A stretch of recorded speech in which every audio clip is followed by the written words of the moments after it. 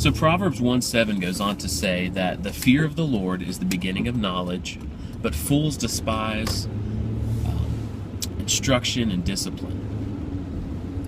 And so I just think this is a great verse. And this fear is just this healthy, reverential fear. And I know a lot of people don't like talking about the fear of God. Like they think God is just, this nice, warm being all the time. But you've got to understand, the same John, the same disciple John, who laid his head on Jesus's bosom, was also the John in the book of Revelation when Jesus appeared to him in his glory that fell down at the feet of Jesus scared. You've got to understand there's these two aspects of God.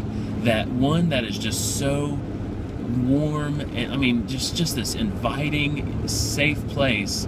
And then there's this aspect of God that he is all powerful and he gets to call the shots. Jesus said, don't fear man, because the worst thing they can do is kill your body, but fear God, because he can throw your body and soul into hell. So we've got to have this reverential fear of God, and that's the beginning of knowledge. And then one more interesting thing about this verse is that later in Proverbs, the fear of the Lord is defined as hating evil. I believe it's in chapter 8.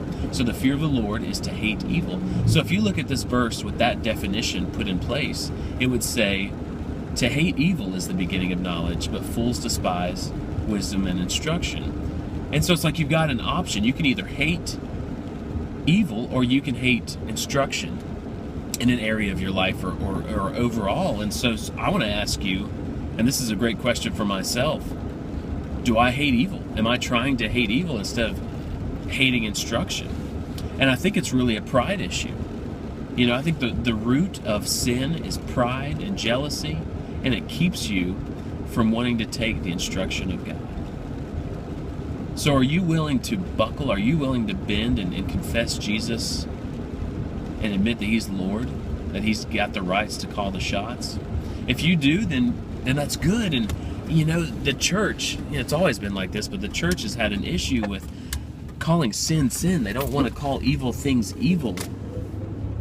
And one of the biggest evil is pride, and Jesus had the hardest time with the religious leaders who thought they were good by themselves. So this pride, this piety, this self-righteousness is evil. We need to call evil. Homosexuality is evil. There's so many churches that don't want to admit that.